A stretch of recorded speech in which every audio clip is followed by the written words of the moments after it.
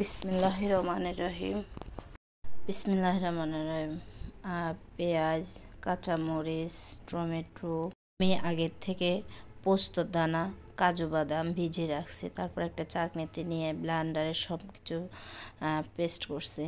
Soybean তেল দিয়ে এর ভিতরে 20% আলু সিদ্ধ করে রাখছি। এগুলাকে আমি খোসাটা উঠাই, তারপরে আপনার সয়াবিন তেল এবং লবণ দিয়ে, কারণ আমি যেহেতু ঝাল ঝাল আলুর দম করব, 2 চামচ মরিচের গুঁড়ো দিয়ে, 1 চামচ ঝাল আর 1 চামচ কাশ্মীরি মরিচের গুঁড়া দিয়ে ভালো মতো নেড়ে, তারপর আমি দিয়ে দিলাম অল্প একটু হলুদ গুঁড়ি, কারণ কালারটা ভালো আসার জন্য।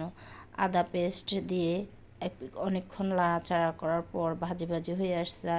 আমার মিক্স করা সব উপকরণ একসাথে ঢেলে দিয়ে তাতে ধনিয়া এবং জিরার গুঁড়ি দিয়ে তারপর ভালো মতো আমি ঢাকনা দিয়ে প্রায় 10-15 মিনিট রেখে দিয়েছি। যখন ঢাকনাটা উঠে দেখলাম আলু ঘন হয়ে গিয়েছে, তখন আমি আবার আপনার গরম মশলা একদম একটু গরম কুসুম পানি দিয়ে ঢাকনা দিয়ে রাখছি।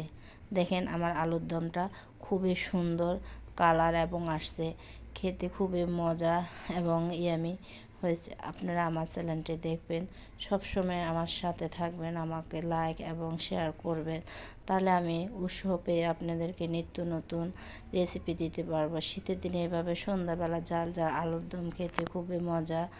আপনারা সবাই